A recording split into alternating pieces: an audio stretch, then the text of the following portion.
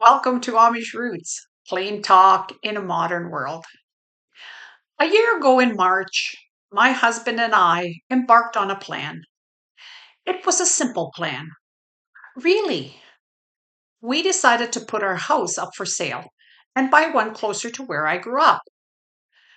Well, we quickly realized this is not an easy thing to do. The first roadblock was, do we sell our house on the condition we find another, or do we buy a house on the condition we sell ours? Turns out neither option is foolproof, and at some point, you have to bite the bullet and sell. From March to November, we had people interested in buying our house, but it never seemed to work out financially, either on their end or ours. So at the end of November, we took our house off the market. Two reasons we did this was because I had house showing fatigue. You know, trying to keep the house and property tidy in case there was an open house or a showing. And the second reason, the realtor told us in the winter months, houses do not generally sell very well. In mid January of this year, we began talks with a realtor about putting our house on the market again. He suggested doing it right away to beat the spring rush. We were skeptical since the house did not sell in March the previous year. The realtor put the house on the market January 30th. And after four showings and no open houses, we sold on February 7th. Ah, I couldn't believe it. Now we had to find a place. The reason we decided to sell our house was because it was 2 stories with laundry in the basement. This meant that I was carrying laundry 2 flights of stairs on 2 very bad knees. We were looking for a bungalow with a laundry room on the main level. Apparently, everyone with these types of homes are holding on to them. Our closing date was set for May 14th, so we did have a bit of time. However, we started searching immediately, but there was nothing available in the area we wanted. By the time the calendar turned to April, things were looking a bit bleak. 2 different people told us we could stay with them if we did not find somewhere to live, and another offered her garage to store our stuff. We were very thankful for the kindness of these folks, but we're still holding out hope that we would find something so we could avoid moving twice. The week of April 14th, we put an offer in for a house that was being sold by tender. And we also placed an offer on another house a little farther from the area we wanted. Talk about nerve wracking. We would not find out until April 16th whether we got the house by tender. But our offer on the other house was accepted on the condition of financing, giving us the time we needed to see if the first house came our way. Well, we lost out on our bid for the house by tender, so we followed through with the other home, telling them we now had the financing. We were accepted as the buyers, and believe it or not, we were able to get possession on May 13th, the day before ours closed. All hunky dory now, right? Wrong.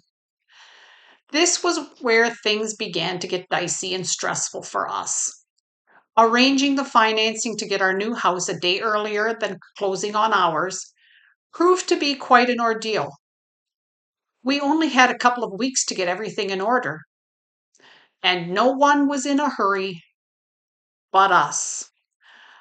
Our mortgage broker was not returning texts or calls. The lawyer could not proceed until they heard from the bank.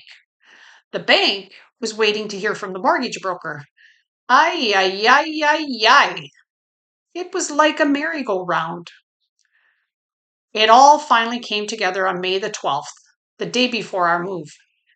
Except we still did not know when we could have the key to get into the new house on the 13th.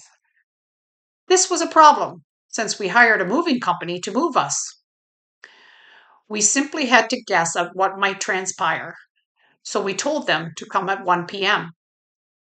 So now we could relax a bit, right? Oh, no, no, that would be too easy. Moving day was a disaster to say the least. My husband had told the movers we needed the 26-foot truck because we had household stuff plus items from his woodworking shop. So lots of tools and some small machinery. They showed up at 1:30 with a pickup truck pulling a trailer. Die Lieber! While they began to load, my husband drove his pickup full of tools and other items, and his friend drove his car with kitchen items and went to the new house. I stayed behind to monitor and guide the movers. By the time the movers were loaded and ready to go, my husband and friend were back. I took our car loaded with items and went with the movers to the new place, while my husband stayed behind to fill the pickup again and wait for the movers to return for a second load. This was definitely not the original plan. They were supposed to have the large truck, one trip, and done. After unloading at the new house, they left at 6:30 to get what I assumed would be the rest of our things. Well, it was not to be. Keep in mind, the travel time between the two houses was about 45 minutes. When the movers and Mr. Husband got back to the new house, I was told they did not bring everything, and we would have to get the rest the next day. The deal was that they deliver our things and set up the furniture where we wanted it. Turns out we ended up helping to carry stuff and having to set up some of the furniture ourselves. Now, the two guys that came to move us were very friendly and worked hard. But after running up and down stairs at two houses, they were exhausted.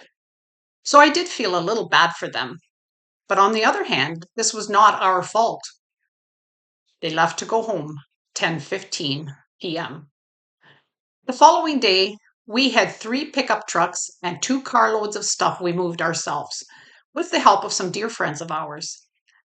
Because we did not know when the buyers were moving into our old house, we started early to make sure all our stuff was removed before they got there.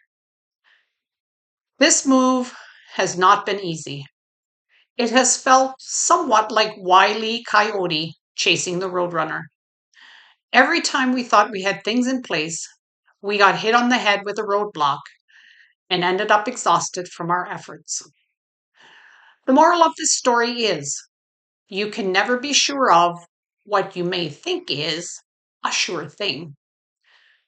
We are settling in, and the place is feeling like home, even if there are still plenty of boxes to unpack, which I am currently surrounded by in my new office. So far, I have only found one broken plate. I sure wish I could find my vegetable grater. Mach's gut, and see you next time.